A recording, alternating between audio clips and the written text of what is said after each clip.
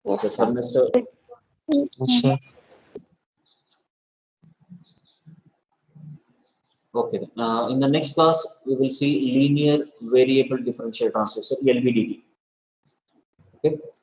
So we will see the operation, principle of operation, and also about the construction, how it is constructed and how it operates in the next class. So any doubts in today's class? No, sir.